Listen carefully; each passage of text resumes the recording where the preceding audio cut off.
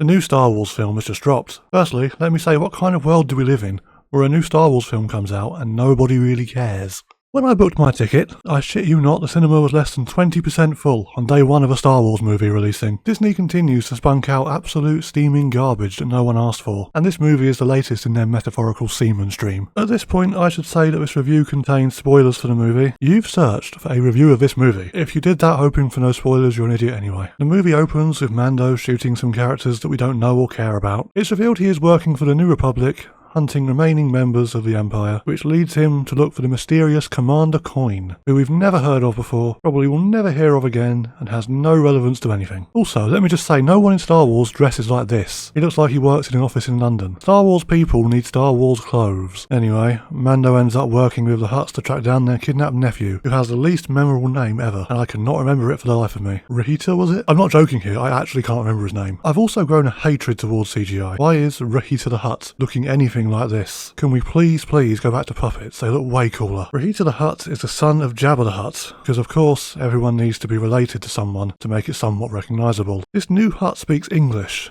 which is boring because the thing I like about the Hutts is that their language is recognisable. But instead, we'll just take that away because why not? Mando rescues him from a fighting ring, but then refuses to deliver him to the Hutt twins, which is where he's supposed to take him. The Hutt twins are not happy with this and they kidnap him.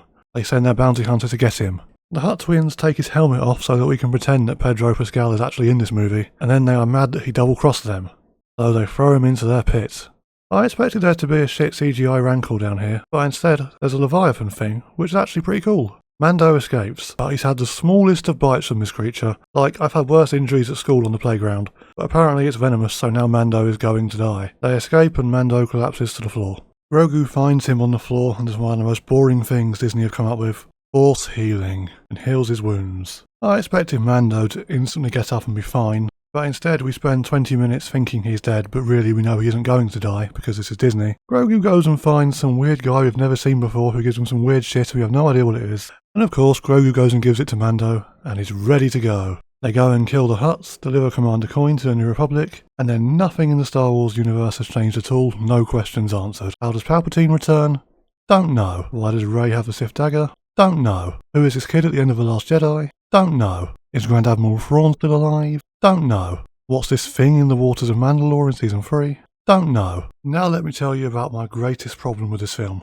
This baby Yoda Grogu bastard is the most boring thing Disney ever came out with. Watching a movie in the cinema with Grogu is honestly soul-destroying, because he does literally anything and everyone goes, ha ha ha ha. It's not funny. He sneezed and everyone laughed. He walks and everyone laughed. He smacked Mando's helmet and everyone laughed. He smacked Mando's helmet again and everyone laughed. It's not funny. In the past I've kept quiet about this because it's more an issue with people in the cinema than it is with the movie. Disney know what they're doing with this, so fuck them. Also, this movie doesn't use any of Star Wars' most iconic music. I mean, it uses the Mandalorian's own soundtrack, but none of the iconic Star Wars music gets used here. But you know what does get reused? The one sound they chose to reuse. In Revenge of the Sith, there's this alarm sound. That got reused. I'm not joking. That's the only thing they recycled for this movie, is that one sound. One thing I should give the film credit for though, is its post-credit scene. It doesn't have one, so you don't need to sit there waiting for your credits, you can just go. Disney have a lot to answer for with the whole post-credit scene nonsense. I hate that shit so much. Bye.